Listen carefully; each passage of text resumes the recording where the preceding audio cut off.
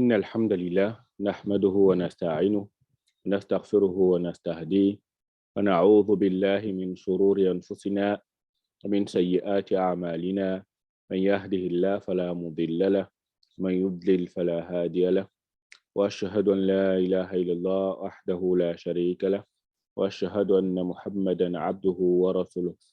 أما بعد فإن أصدق الحديث كتاب الله وخير الهدي هدي محمد صلى الله عليه وسلم وشر الأمور محدثاتها وكل محدثة بدعة وكل بدعة ضلالة وكل ضلالة في النار.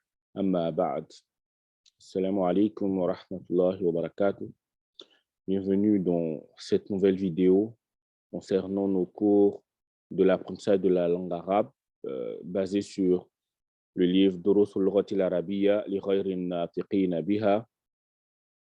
Aujourd'hui, on va commencer une nouvelle leçon qui est la suivante. Donc, on va parler de l'article al, qui fait partie des signes pour reconnaître le nom. On avait déjà parlé du tanwin, qui était un autre signe pour reconnaître le nom. Donc, Ibn Ajurum, quand il a donné les catégories des mots en arabe, on a dit que Ibn Ajurum a dit Aksamul kalam salasa ismun wa fi'lun wa harfun ja'a li ma'na. Donc, les catégories des noms sont au nombre de 3. On a le nom, on a le verbe, et puis on a les particules des lettres qui viennent avec une certaine signification en fonction du contexte. Donc, les signes pour reconnaître les noms, Ibn Ajurum en a cité 4, mais on en a 6. On en a 6, et parmi ces signes-là, on a at-tanwin, qu'on retrouve à la fin, que des noms, et on a l'article al, qu'on retrouve qu'au début des noms. Donc, le tanwin, en plus d'être un signe pour reconnaître les noms, désigne l'indéfini. En arabe, on dira an-nakira. Et puis, l'article al désigne le défini. Et en arabe, on dira al-ma'rifa. Donc, ici, on a baytun, une maison, et al-baytu, la maison. On voit que là, on peut lire le lam de l'article al. Alors, dans ce cas-là, la lettre qui suit le lam est appelée une lettre lunaire. Et ça, c'est la première partie du cours. Après cette première partie du cours, on aura une deuxième partie qui sera consacrée qu'aux lettres solaires. Maintenant, comment on fait pour reconnaître les lettres lunaires et les lettres solaires sans avoir à mémoriser ces lettres-là? Ce qu'il faut retenir, c'est que les lettres lunaires sont des lettres dont la prononciation ne nécessite pas la langue. Donc, vous verrez que la lettre Ba, son lieu de fondation sont les lèvres. Le Kaf, c'est un peu dans la gorge, à l'entrée de la gorge. Le Jim, c'est au milieu de la bouche. Et le Qaf, c'est un peu plus en bas que le Kaf, donc c'est dans la gorge. Pour dire que les lettres dont la prononciation ne nécessite pas la langue, alors sont des lettres lunaires. Donc, vous verrez que des lettres qu'on prononce dans la gorge, les lettres qu'on prononce au niveau des lèvres et dans les autres endroits de la bouche, alors sont des lettres lunaires. Et quant aux lettres qui font intervenir la langue, sont des lettres solaires. Donc ici, on a baytun, une maison qui est indéfinie, nakira, et puis al-mu'arrafa, qui est al-baytu, qui est mu'arrafa, qui est défini, la maison. Kitabun, un livre. Al-kitabu, le livre. Qalamun, un stylo. Al-qalamu, le stylo. Jamalun, un chameau. Al-jamalu, le chameau. Ensuite, on a des phrases. Al-qalamu maksurun. Donc ici, on a toujours deux mots pour former notre phrase. Donc, on a jumlatun ismiya ici, une phrase nominale qui est composée ici de de deux noms. C'est composé de deux noms. Donc, on a al-qalam, qui est ici le premier nom, qui est le mubtada. Al-qalam, qui est le mubtada, on l'avait vu. Et puis maksurun, qui est son khabar. Donc, al-qalamu maksurun. Donc, c'est une phrase nominale composée de deux noms, al-qalam et puis maksurun. Al-qalam, c'est le stylo, maksurun, cassé. Donc, le stylo est cassé. Al-qalamu maksurun. Le stylo est cassé. Si vous avez remarqué, et le mubtada et le khabar, les deux prennent dhamma. Et ça ne change pas. C'est-à-dire que tout mubtada prend dhamma et tout khabar prend également dhamma. Précédemment, on avait vu avec hadha et dhalika, puisque qu'on n'avait pas de dhamma parce que hadha et dhalika sont ce qu'on va avoir font partie des mabniyat qu'on va voir plus tard, Inch'Allah. C'est des noms dont les terminaisons ne changent pas. Sinon, tout mubtada prend dhamma. Et tout khabar aussi prend dhamma. Donc, les mubtada généralement sont définis et les khabar généralement sont indéfinis. Donc, ils vont prendre tanwin de dhamma tandis que les mubtada vont prendre un seul dhamma. Al-qalamu maksurun. Al-qalamu maksurun. Al-qalamu maksurun. Le stylo est cassé. Al-babu maftuhun. La porte est ouverte. Maftuhun, c'est ouvert. Al-babu maftuhun. La porte est ouverte. Donc, vous voyez, les types de phrases qu'on voit sont vraiment très simples. Mubtada khabar. Mubtada khabar. Al-waladu jalisun. L'enfant est assis. Wal-mudarrisu waqifun. Et l'enseignant est debout, pour dire arrêter. Al-kitabu jadidun. Le livre est neuf, pour dire nouveau. Wal-qalamu qadimun. Et le stylo est ancien. Al-himaru saghirun. L'âne est petit. Wal-hisanu kabirun. Et le cheval est grand. Al-kursiyu maksurun. La chaise est cassée. Al-mindilu wasikhun. Le mouchoir est sale. Al-ma'u baridun. L'eau est fraîche. Al-qamaru jamilun. La lune est belle. Al-baytu qaribun. Wal-masjidu ba'idun. La maison est proche et la mosquée est éloignée. Al-hajaru thaqilun. La pierre est lourde. Wal-waraqu khafifun. Et la feuille est légère. Al-labanu harun.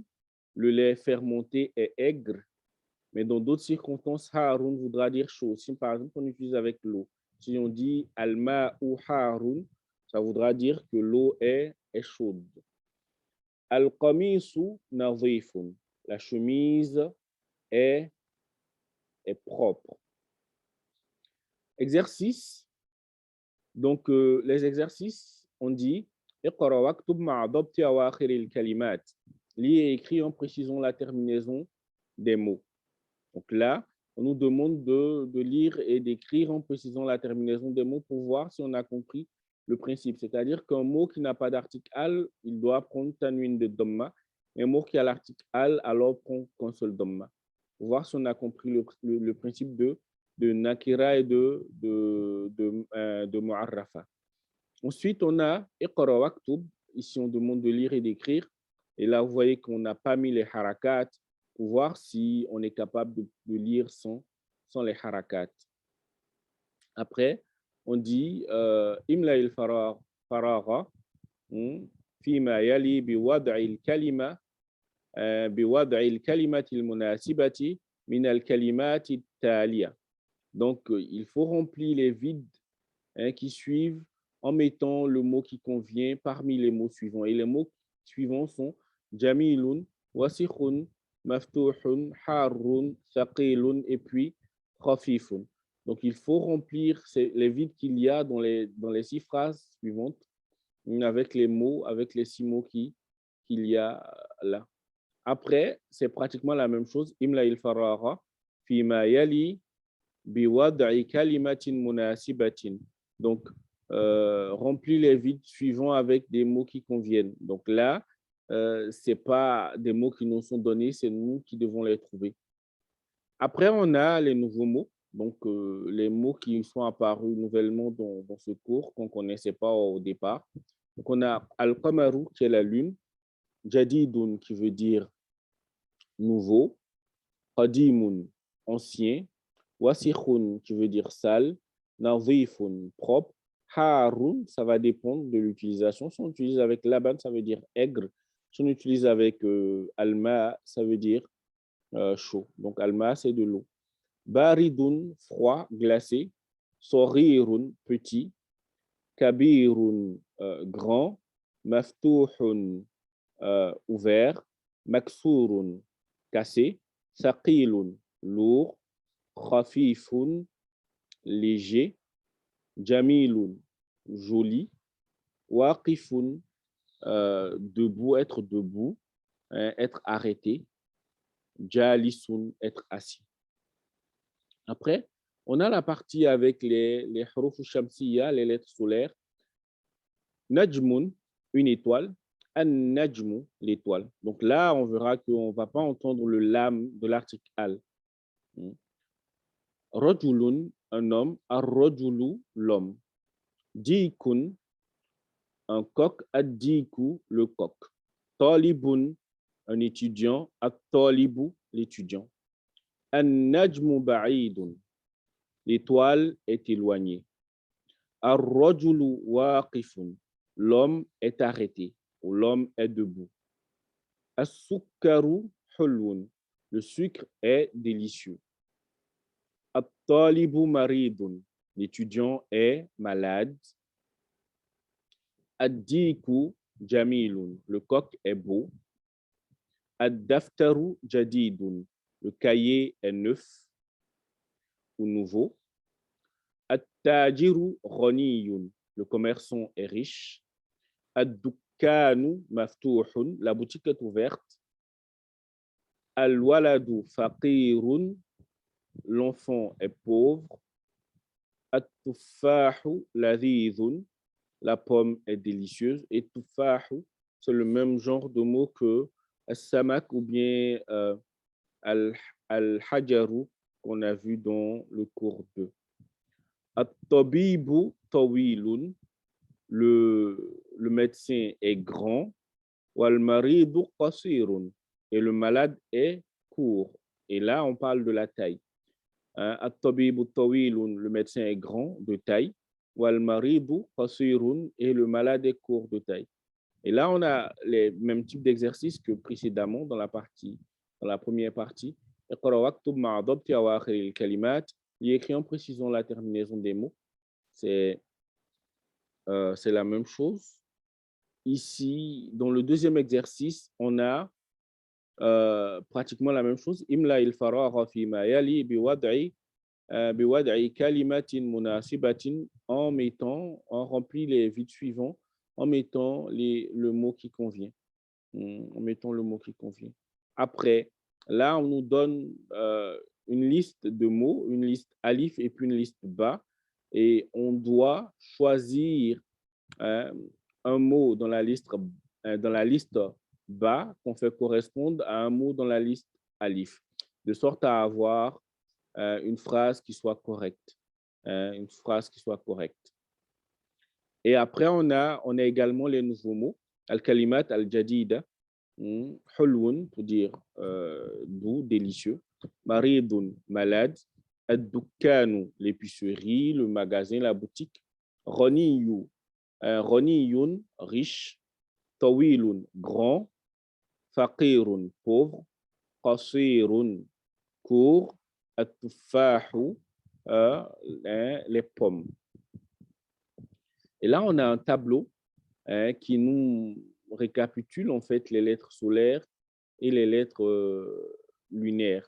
Donc, حروف القمرية والحروف الشمسية. Donc, à droite, on a les lettres lunaires et à gauche, on a les lettres solaires. On a 14 lettres lunaires et 14 lettres solaires. Donc, on a une liste de mots qui commence par les lettres lunaires à droite et on a une liste de mots qui commence par les lettres solaires à gauche. Donc, on va essayer de les lire et donner leur signification. Ensuite, on a, donc on commence, on dit Al-Abu. Donc, la première lettre, c'est Hamza. Hein. Al-Abu, hein, le père. Al-Babu, la porte. Al-Jannatu, le jardin. Al-Himaru, l'âne. Al-Khubzu, le pain. Al-Aïnu, l'œil. Al-Ghoda'u, le déjeuner. Al-Famu, la bouche. Al-Qamaru, la lune. Al-Kalbu, le chien. Al-Ma'u, l'eau. Al-Waladu, l'enfant.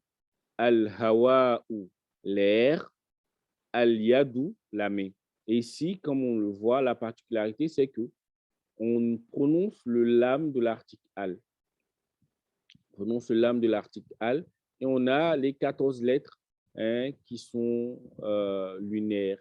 Et comme je l'ai dit, ces lettres lunaires-là, dans leur prononciation, en fait, on n'a pas la langue.